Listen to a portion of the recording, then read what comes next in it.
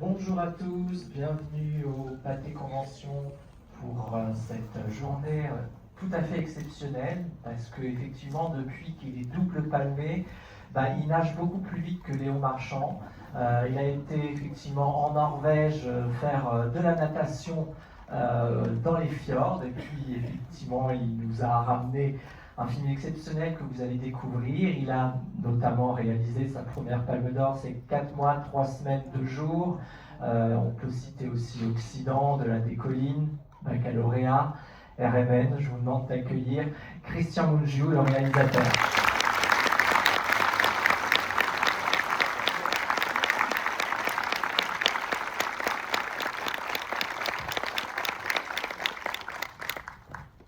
Quelle belle salle. Merci beaucoup pour cet accueil. Merci pour ces comparaisons extraordinaires.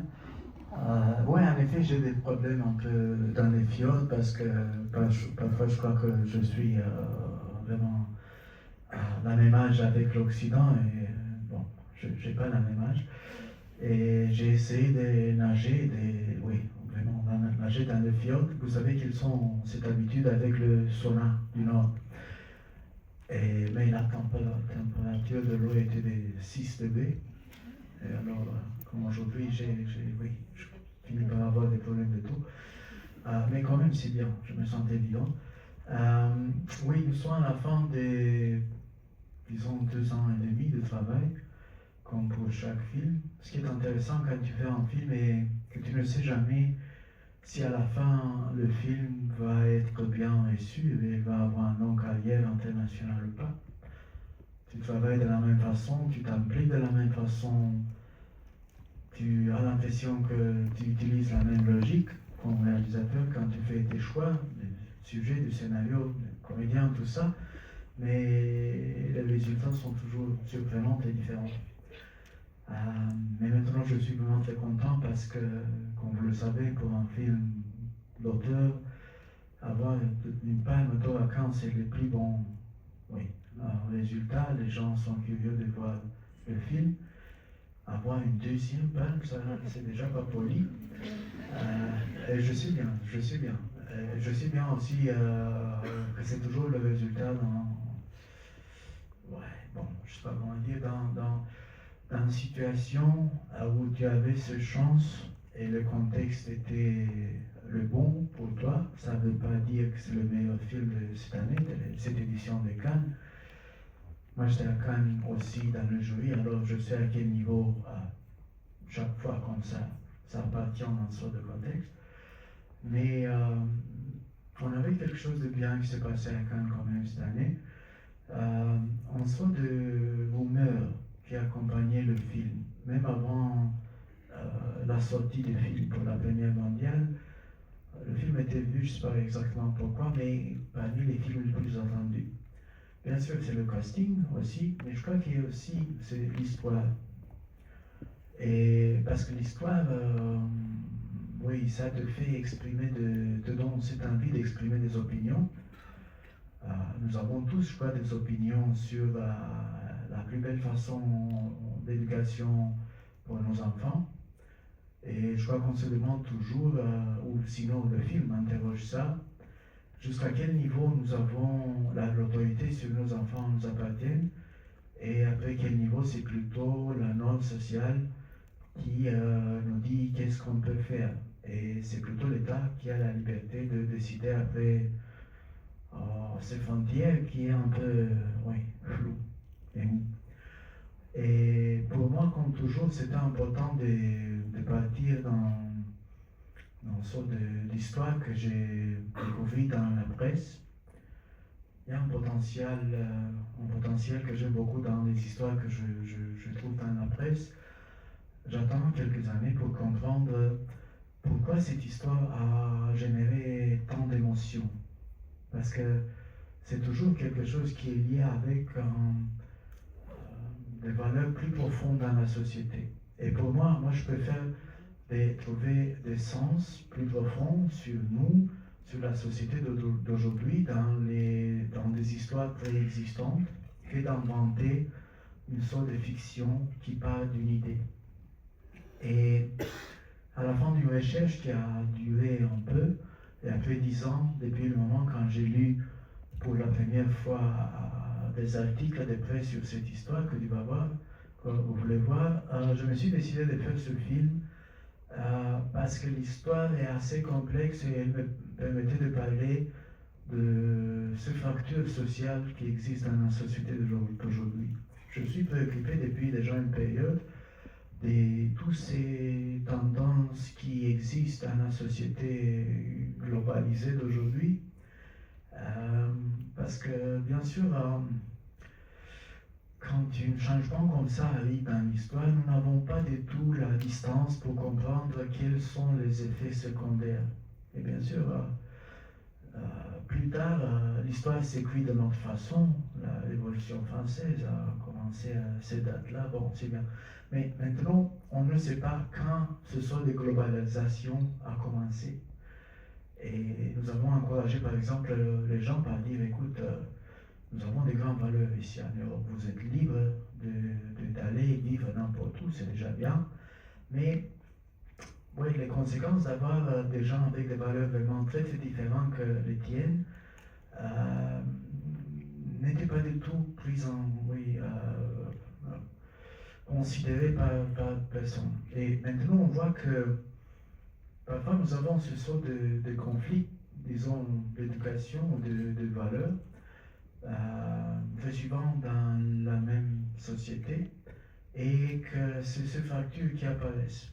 Les gens, ce n'est pas suffisant de partager la même langue et la même histoire pour avoir une seule peuple, une seule société qui avance avec les mêmes valeurs.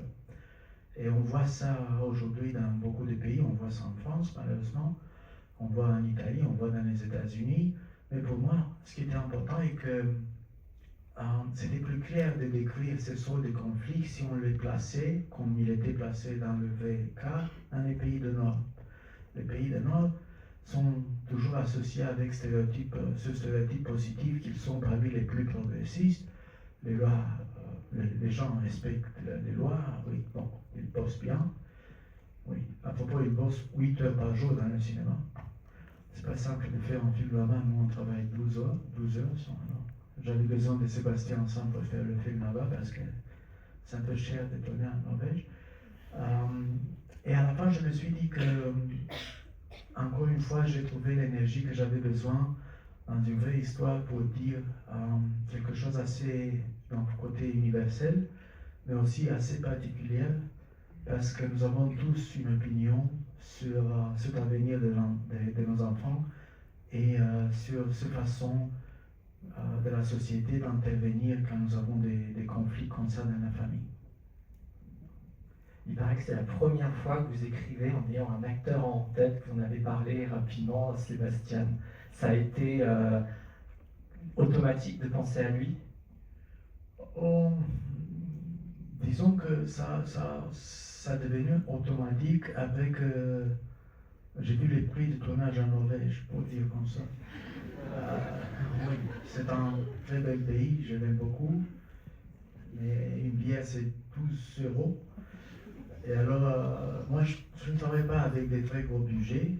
Oui, les gens aiment ici en Europe les auteurs, mais c'est bien que tu restes quand même avec ton budget d'auteur là-bas. Et pour une fois, ce n'était pas possible de travailler à mon niveau de budget. Et je savais que j'ai besoin d'un nom pour vendre un peu le film et pour mettre ensemble le budget que j'avais besoin pour tourner ce film. Par chance, je connaissais bien Sébastien. Lui, il est d'origine roumaine. Je l'ai connu à New York, il y a, j'espère, une dizaine d'années. Il est venu me voir après la projection des baccalauréats dans le festival de New York. Et déjà, nous avons commencé parce qu'on cherchait un projet pour essayer de bosser ensemble, de faire un film ensemble. J'ai beaucoup aimé Sébastien depuis le début, même s'il est une grande star américaine. Il n'est pas si grand quand il est venu me voir, mais il est venu me voir à cet âge-là, je crois qu'il avait 30 ans. C'est sa mère qui lui a amené en voiture. Elle a conduit 400 km pour qu'on se voit pour 5 minutes. Je me suis dit, c'est pas mal, il a des bonnes valeurs, il est bien comme ça.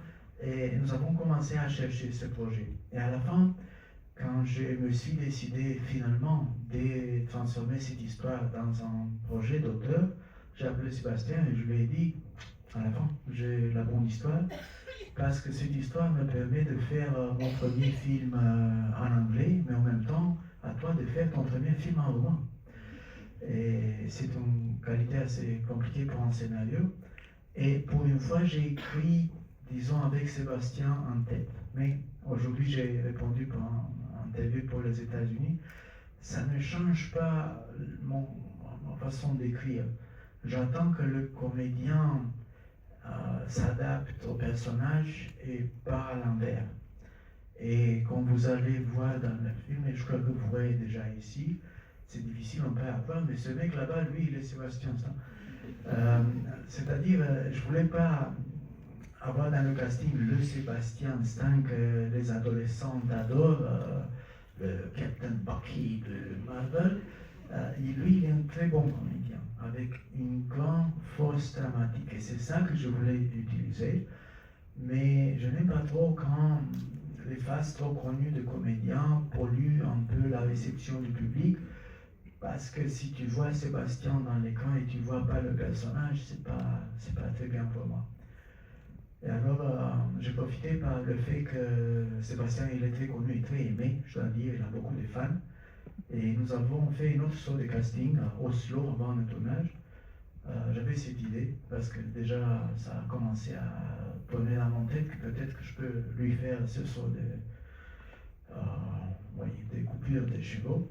Et nous avons fait une petite annonce sur les réseaux sociaux. On cherche un supporter de Sébastien à Oslo qui est d'accord de se laisser raser pour faire une petite vidéo pour convaincre Sébastien de jouer comme ça dans un film. Et incroyablement, une heure plus tard, on avait un volontaire avec un très bel show. Et il est venu et nous l'avons rasé, nous avons fait un petit vidéo. Et sur ce base-là, j'ai réussi à convaincre Sébastien qu'à la fin, c'est important que aussi son visage, sa façon de se présenter dans le film, c'est plus proche de cette personnalité d'un père qui est croyante et qui a des valeurs importantes dans ce monde-là, peu importe comment il s'habille et des choses comme ça. Et Sébastien, parce que lui, il est un acteur en méthode, il a beaucoup aimé ça, et à la fin, nous avons réussi à le convaincre de faire ce sort d'aspect à la romaine et pas à l'américaine, c'est-à-dire, il utilise, comme vous savez, ce mécanisme assez compliqué qui dure 2 heures, 3 heures pour la mettre. On n'avait pas le temps de faire ça, on l'a rasé, et on le rasait chaque matin, mais ça marchait. Ça marchait, et même, disons, cette petite humiliation de souffrir ce sort de changement physique chaque jour, ça lui a aidé de ne pas être le grand star là-bas, mais quelqu'un qui s'est mis dans les chaussures de ce monsieur, père de famille, chaque jour. Juste avant de lancer le film, est-ce que parmi les conseils que vous donneriez de visionnage aux spectateurs qui vont découvrir le film, est-ce que finalement vous voulez leur dire d'essayer de choisir un camp, ou à l'inverse de résister au fait à cette vision un peu très noir ou blanc, et de résister à vouloir chercher un camp à défendre absolument? Je ne me permets pas de dire aux spectateurs quoi faire. Et normalement, comme vous le savez, pour la plupart des projections, je ne suis pas ici dans la salle avec le spectateur. Et alors, ce qui est important plutôt est d'expliquer pourquoi j'ai fait ce choix. Parce que j'ai eu ce reproche assez suivant que ce n'est pas possible aujourd'hui de ne pas avoir une attitude, disons, politique et de prendre je sais pas, le drapeau d'un de ces deux champs pour dire moi je défends ça, je défends ça. Mais pourquoi ce n'est pas possible? Et pourquoi ça, ce n'est pas une attitude déjà politique? Je trouve que ce sort d'équilibre est déjà une attitude. Je trouve par contre qu'on fait déjà trop de films de propagande dans un sens ou dans l'autre, et que ça devient un peu dangereux parce que ça tue l'esprit critique du spectateur de vraiment comprendre quelles sont ses opinions à lui. Parce que dans la vraie vie, dans la société, les choses qui se passent à côté de lui ne viennent pas avec une interprétation de il se passe. Quand tu fais des films réalistes, tu dois laisser les choses se passer. Et moi je ne peux pas me permettre d'avoir des personnages qui n'ont pas le droit d'avoir tous les arguments qu'ils peuvent avoir quand ils sont des vrais gens libres dans la société. Mon rôle est de laisser s'exprimer, mais bien sûr faire attention dans un film, le personnage ment, ils sont assez manipulatifs comme dans la vraie vie. Ce que vous allez voir dans le film, ce n'est pas ni mon point de vue, ni la vérité en général, c'est le point de vue de quelqu'un qui défend les choses de son point de vue. À la fin, ce qui est important n'est pas si vous serez le supporter d'un de ces deux parties dans le film, mais c'est plus important que le film nous aide à déclencher un sort de débat dans notre société actuelle et réelle sur les choix qu'on doit faire pour réussir à avoir un sort d'avenir dans les années suivantes, dans une société où c'est possible que dans 2, 3, 4 années d'ici, on peut avoir une majorité illibérale qui peut voter d'une façon démocratique les valeurs qu'elle considère être les meilleures pour la société. Et qu'est-ce qu'on fait dans ce moment-là? Je sais que vous avez des élections ici en France dans un an, je vous souhaite beaucoup de succès avec ça. J'espère que le film vous prépare un peu. Et il vous prépare pour quelque chose. Il vous prépare pour le niveau de haine qui existe dans les réseaux sociaux quand on commence à avoir ce sort de débat en public et quand quelqu'un comme moi, dans ce cas-là, a l'audace de nommer des choses qu'on connaît tous, mais qu'on hésite de mettre dans ce débat public. Mais croyez-moi, c'est bien de parler de ça avant que la catastrophe se passe, que d'essayer de faire semblant qu'on peut les ignorer, parce que ce qu'on veut faire, on veut changer la vie des gens, pas leur façon de s'exprimer. C'est pas du tout bien de les empêcher de s'exprimer, c'est mieux de comprendre pourquoi ils ont cette opinion et qu'est-ce qu'on peut faire pour les changer. Merci beaucoup. Maintenant vous avez les 2 palmes, on vous accueille de nouveau avec plaisir quand vous aurez le masque de plongée pour la prochaine fois du coup. Et en tout cas, on remercie aussi le pacte qui vous a permis. Une petite question, est-ce que vous avez essayé de nager avec 2 palmes en même temps? Oui, mais non, je vous interromps plus seulement avant de remercier le pacte pour dire une petite chose. J'aime beaucoup avoir un débat à la fin du film et qu'on entre dans un dialogue, même, excuse-moi pour parler si longtemps avant le film. Je préfère d'avoir vos opinions après que vous voyez le film. Cette fois, je ne savais pas ici. Je vous encourage, si vous avez des questions ou des commentaires, de me les envoyer, de m'écrire sur, je sais pas, les réseaux sociaux, sur Instagram. Je prends toujours le temps de vous répondre. Merci.